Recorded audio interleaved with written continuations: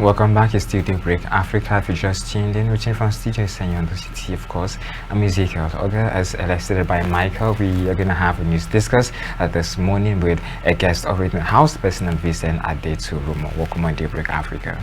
Thank you for having me. A very good morning to have you. Very good morning to you. All right, we have a lot of news on our plates. The first that will be coming is the Naira, that is manufacturers' plan general price hike. The manufacturers have predicted fresh hikes in prices of commodities on the markets to rise in response to the continued fall of Naira against the United States dollar. Recently, the Naira plunged to 1,450 Naira against the dollar at the parallel window of the foreign exchange market.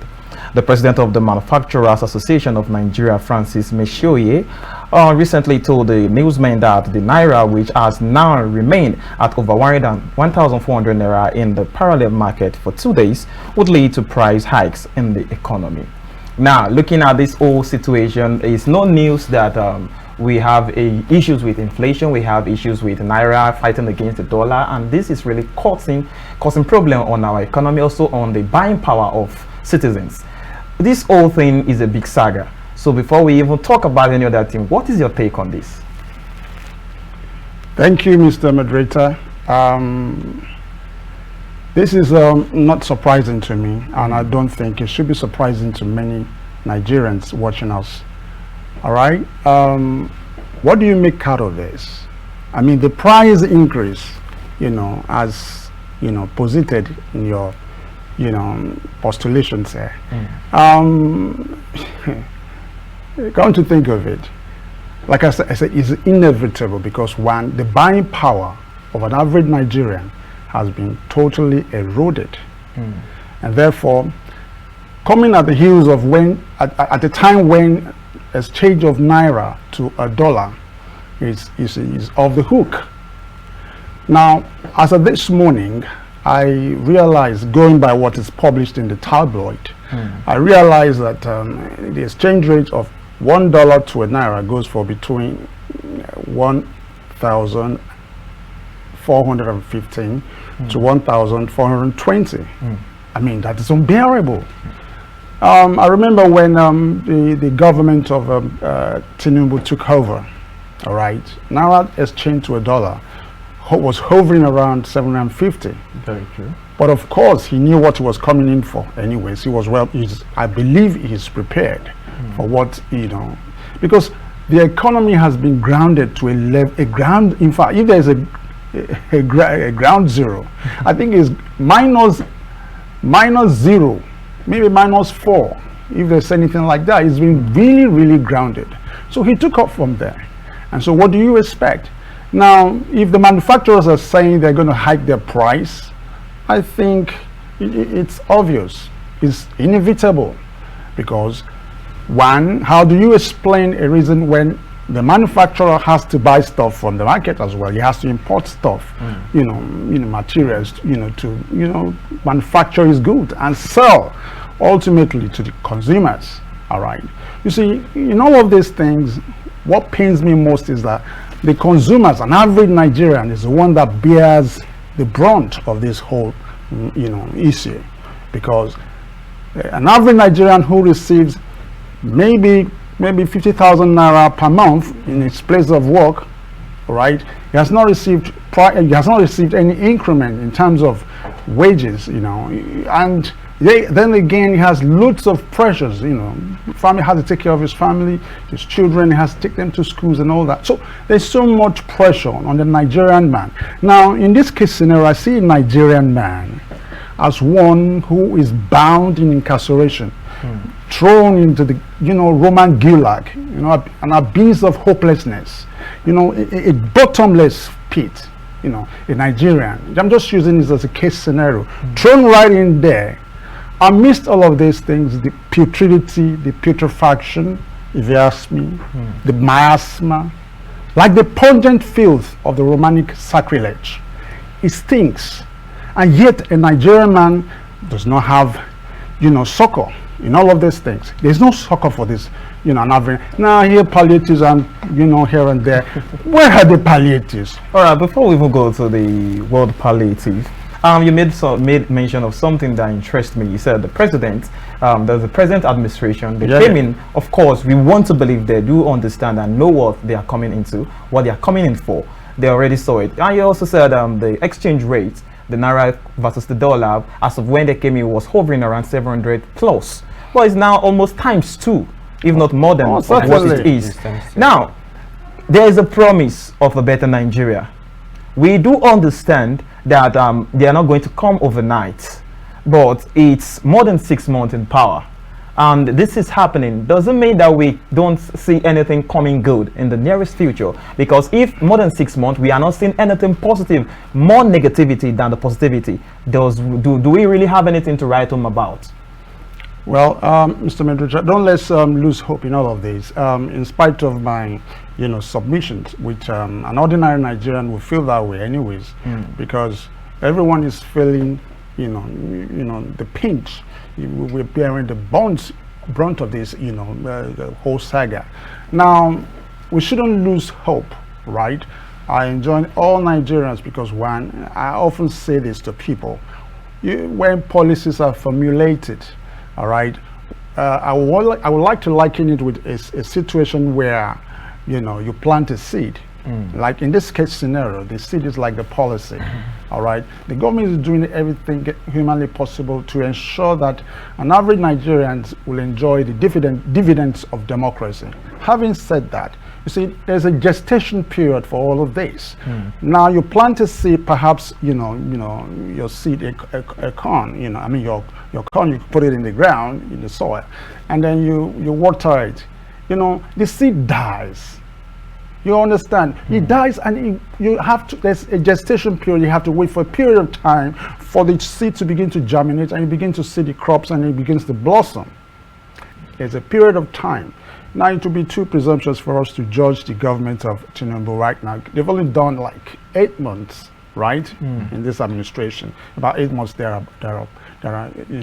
So don't let's judge them now by virtue of what they have done, because one, it takes time. For policies that are formulated before it begins to germinate and before it begins to blossom. So let's give them, this, time for them to be able to, do, stuff for us, for Nigerians to, enjoy the dividends of democracy. No, it's true. It's actually giving them time, but sometimes when you tend to focus on certain policies being implemented, we tend to wonder if we are going to actually expect any fruition just anytime soon. Talking about, you just made mention of palliative giving, and of course, with the way you sounded, it wasn't something, a policy you think actually have fruition nearest or in short term a bid, neither in the long term a bid actually. So, considering the policy being made so far, what can you say generally? Because as Nigerians, you were also attest. Sometimes the policy seems rather, so much in the book, and more of theories than, how it actually affects humans in reality. Yes, of course, it takes two to tangle. You understand? It's one thing for policies to be formulated, and then those who are going to carry out the duties to ensure that people comply with these policies is another, another thing. Or how do you imagine, we have, law enforcement agencies and, agencies that are, given, the responsibility to ensure that, corruption is, brought down low, at least to the barest minimum. So that now, in the last few weeks, I think there was a time I granted an interview here where I said that one cankerworm that has eaten so deep into the fabrics of our system is corruption. Less than a week to that time, the Edu scandal came up. Now, look at all of these things. Now, if the government has said, look, we won't tolerate anything that has to do with corruption, should anyone at all go near such thing or contravene what has already been, a policy that has been formulated? And there are consequences for that. Now, if everybody keeps to what the government has said, don't do this and you comply, because there are consequences for such. If you do this, you go to jail.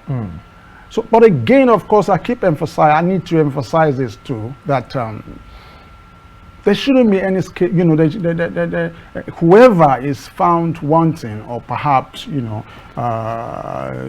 found to have dipped his or her hand into the coffers of the government, right, should be brought to book to serve as a deterrent to others who will want to, you know, perpetrate such evils in future. Either if you're found wanting, if you ask me, you will either go to jail, you know, as a recommended by, you know, appropriate judiciary. All right. So if all of these things are done, all right, I think we will have a better nation. One thing for the policies to be formulated, and there's another for people to comply with these policies. All right, talking about implementation of policy, you made an analogy which I must say I really love, but I would like to bring something out of it. You made mention of a planting period, gestation period, but for you to have a fertile land, it's one thing to have a fertile land, a very good crop. For you to put into the soil, it dies before it comes back to life. Oh, sure. That does not mean that we don't have weeds that will come. Now, in the situation of Nigeria now, the weeds around, we have insecurity, corruption, as you did mention, and all those things coming together. We want the promised Nigeria, the promised land kind of Nigeria. But as at this point, the weeds will not allow it. The weeds are the canker one, all right?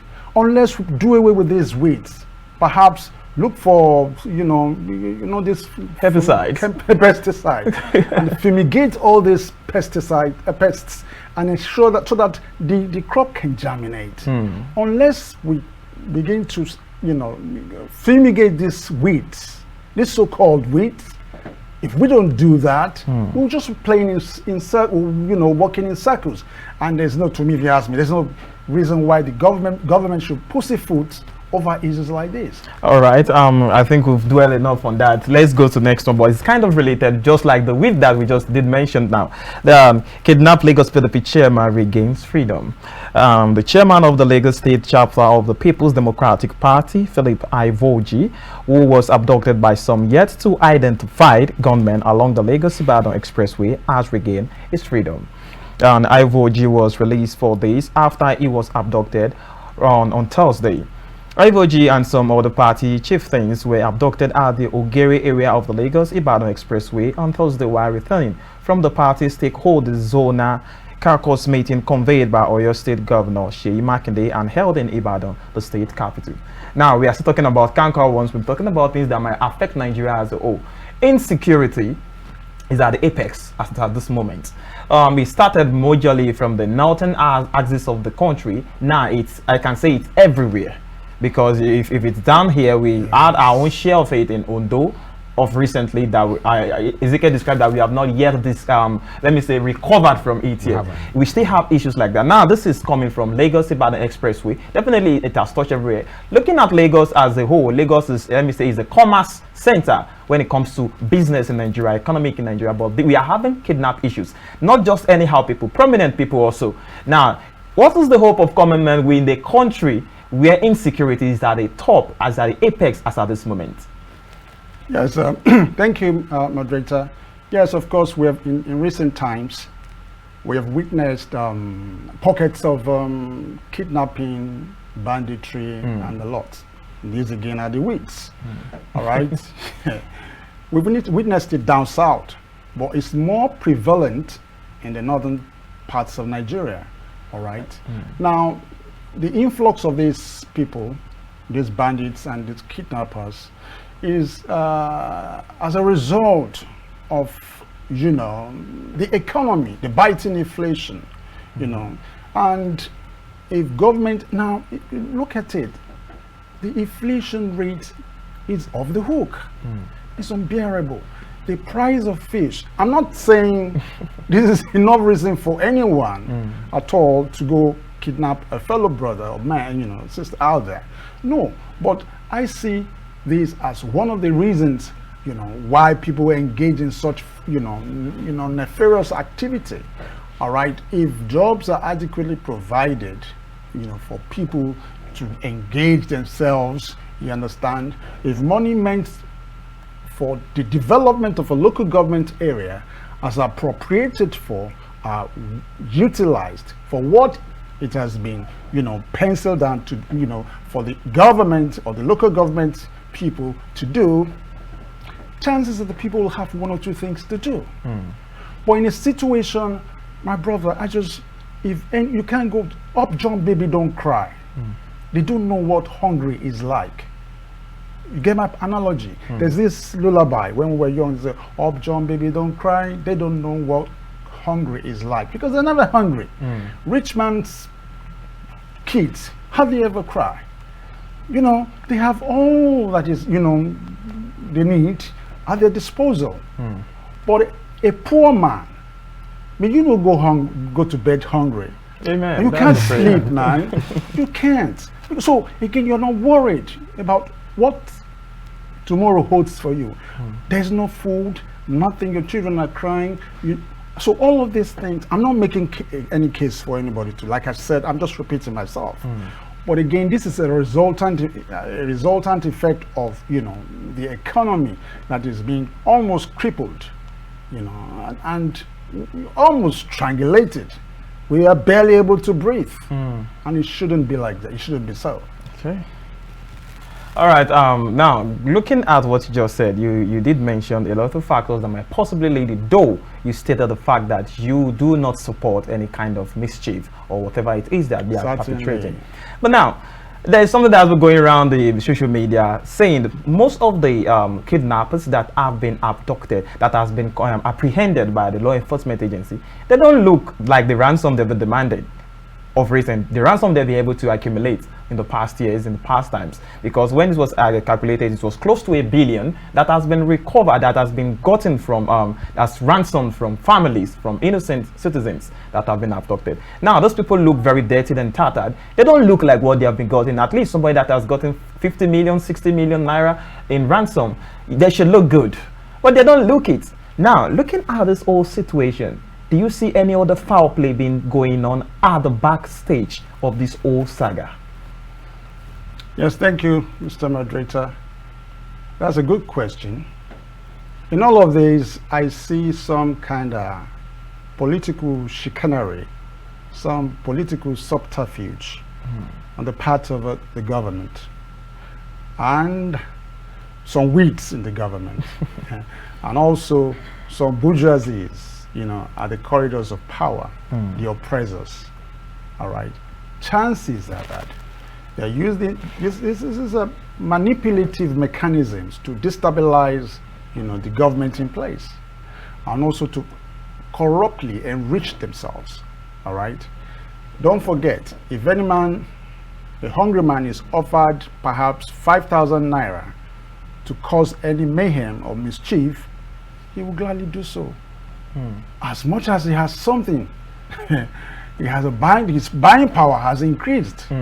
Maybe 5,000 naira. He knows that he can go to Mama Put's place and buy food, at least something in his tummy.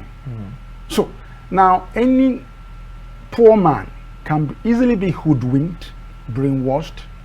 Once you entice them with, some pecuniary gifts, they will do whatever. So I'm not ruling that out completely, because chances are that the mischief makers in government and also at the corridors of power may be using this as a tactic, some kind of, political, chicanery, a way of, getting something, from someone, in a concealed way such that people wouldn't even know. Do you understand what I'm saying? But again, I ask this question: what is our security architecture like? What are these people doing at this moment, at this auspicious time, when most of these kidnappers should have been nabbed and also their sponsors brought to book? I don't know. They ask us to go do stuff, and make sure you get it registered and all that. Why is it that I understand that the government has just, enabled some ministries to import some gadgets that would track down some of these, people. I hope they do so. We really do hope. All right, so we'll be going to the next story. I'm very sure this next story will interest Ezekiel. Okay, Northern Senators fought allocation of resources in 2024 budget.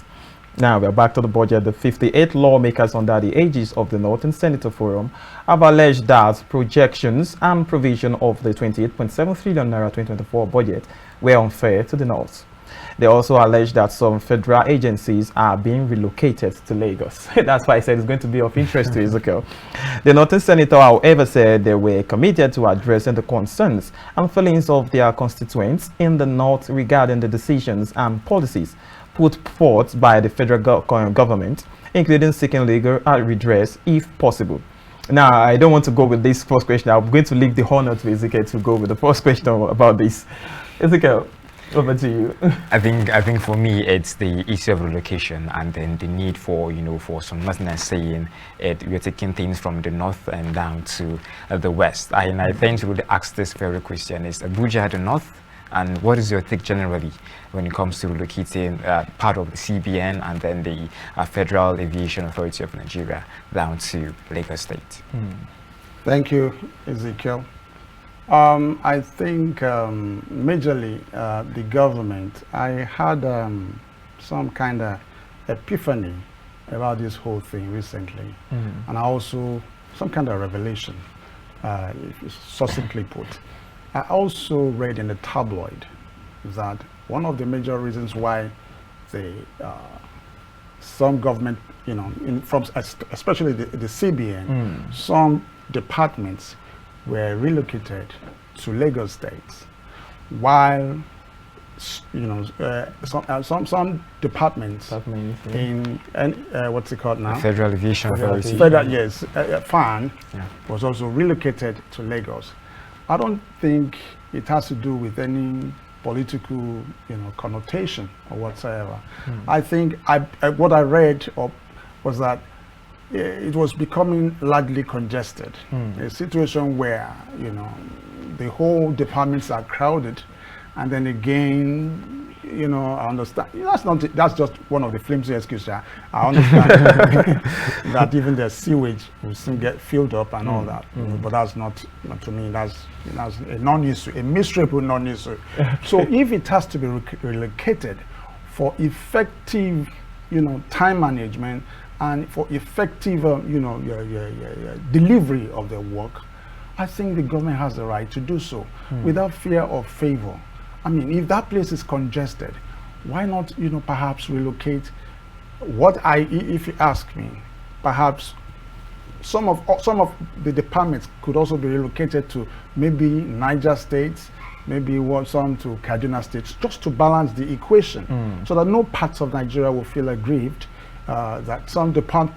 Because people will begin to think that this juicy department, the departments that have been moved to Lagos State, these are the juicy ones, and perhaps it has some political connotation, or perhaps the president is trying to. I don't think so. I think in a bid to do his job, very well. I'm not canvassing for him, anyways. But if in a situation where he's found one thing, or that the departments are not able to deliver on promise, then I think Nigerians have the right to, say what they want to do. Okay. Do you think the northern reaction is actually justified? Sorry? The northern citizens, their reactions, do you think it's justified? I think it's unjustified. And especially the words where they tend to make Abuja more like a northern Abuja is right in the center. I tend to wonder. Abuja is right in the center of Nigeria, and so the clamor for Abuja belongs to me or you or to this state or that state, and shouldn't come at all. Should not even rear its ugly head. Abuja belongs to everyone. The moment we begin to see Abuja as a northern, state, or a southern state or eastern state, and there's a problem somewhere. And so I think this is again the work. This is again one of the things some mischief makers are trying to perpetrate. They're trying to make us see, something dastardly that is not happening, so that does not even happen. All right. And I also read that in the papers that some people, who are some sons and daughters of the Novu rich, some powerful people who work in CBN does not even like the idea of relocating from Lagos, from Abuja to anywhere. Even Lagos, they just want to remain in Abuja. All right, so they also protect the interest of their father and their cronies who have big money in CBN. So they don't want to leave. And I don't think you should be prepared to work anywhere. Look at soldiers. You can be here today, the next moment you go to Sambisa. Are you there? You're serving your father's land. So the issue of crying out, crying foul, it shouldn't be there. Okay, now let's look at it. I was discussing with Ezekiel earlier, and we said one of our discussion was, okay, if you ask most common men on the street in Nigeria now, they don't care wherever those let me say offices have been located. All they just want is a sound and good Nigeria. They don't know if it's going to be in Ondo, it's going to be in wherever. They just want Nigeria to function well. Now, mostly we see that people really fighting over this are the big wigs, are the powerful ones in government. Now, if we are going to go by the statement of the government saying they are going to relocate some sectors, some department, I may use the word department of Central Bank and also the aviation to Lagos. On book, on paper, is a very good one. It's lucrative for business. But if we are going by the word of congestion, about over 4 decades back, it was taken out of Lagos due to congestion, taken to Abuja, because they feel they have more space and everything there. Now, if we are going to go by the word congestion, business-wise and population-wise, Lagos is more congested than Abuja. But right now, there are also a lot of arguments on ground that, okay, there are other lands that are not being developed in Abuja. Why don't the federal government develop these places and move those offices there so that at least there will be space? Nobody's talking about this. So if not, do you see any political hanky-panky going on the ground? Especially when you said something was congested earlier, some years back, and it's more congested as at this moment, but it's going back to that place. Saying it is congestion. If it's for insecurity, I would have understood. If it's for maybe, let's say, for proper management and some other type, but the congestion as an excuse. Do you really buy that? I think the whole thing, it's a potpourri of congestion, insecurity, corruption, and many other things. I think congestion shouldn't be the major issue here. And I think largely my epiphany about the whole thing is that, it's all about this corruption thing. So if that sector if the government is able to decentralize that sector, chances are that the government will be is able in no time to ameliorate, the level of corruption in high places like the CBN. Don't forget, the CBN is a very crucial, sector or office in Nigeria. Or start, I'll give it. So everything must be done to protect CBN, and also ensure that they don't engage in all this, corruption and all that anymore. All right, we still have more news on our plate here, though we are really out of time, but let's take this last one. The FCT Internal Revenue Service has asked Abuja-based socialite Aisha Achimogo to provide details of our annual tax return to the agency. In a now deleted post on social media, the FCT IRS had reached out to the socialites to avail the agency of her tax return. It said the FCT Internal Revenue Service extend our warmest birthday wishes to her. That is, now we are talking about the situation of her celebrating lavishly outside Nigeria. Let's talk about she flown some people out of Nigeria and she spent lavishly. Now my question is this: our database. This is a prominent person. She's a business person, I should believe too. But now, do we have to wait for the social media to give us information on people for us to be able to say, okay, we want to call them for questioning or know about their taxation issues? Do we not have good data in Nigeria?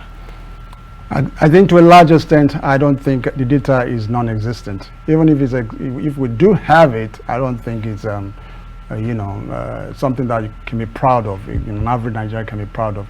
I think we are still at the basis of developing a database to capture. But if you ask me, most Nigerians don't like, paying taxes. Their taxes that went due, and they just don't like it. You understand? But just like in don't let me say Senate climb, in other climes, all right, they pay their taxes. If you don't pay your tax, you go to jail. I remember the likes of Wesley Snipes back then, one of these famous actors, he went bankrupt after he came out of jail because he evaded, his taxes. He didn't pay. Ditto for Ronaldo. He almost, ended up because his father did not pay as at when due. And many like that had gone to jail on account of the fact that he didn't pay it. Now the question is this. Why did FIRS at this point in time wake up only to realize that somebody has not paid, having spent lavishly on common bad day? Thousands and one Nigerians are out there lavishing and wallowing in abject poverty. People don't have food to eat, no food on the table, and then you have the effrontery to go. I'm not saying you shouldn't celebrate it, but to the open consternation of all Nigerians that are looking for their daily means of survival. Must you flaunt all that? I don't think so. And then brashly, she said she's so proud of it, that she's also, that's the annoying part, that she's the most popular person in the whole Nigeria and all that. I mean, please, you'll save us that stuff. I don't all right. Thank you very much for coming on the program, because we are really out of time. Thank you for doing justice to the story we brought before you. And it's always a pleasure to have you. Thank you. All right, viewers, I'm very much sure we've been able to touch some important, let me say, news that is going around the whole Nigeria as at this moment. And we know that there are still more to be touched, but time does not permit us. And we feel that we have done a very good justice to the ones that have been able to touch so far. From us here, we will say it's a very good day, it's a very wonderful day. Daybreak Africa will be rolling off today, and I remain Michael Obagiri. To have a wonderful day ahead. I remain Ezekiel. Okay. Bye.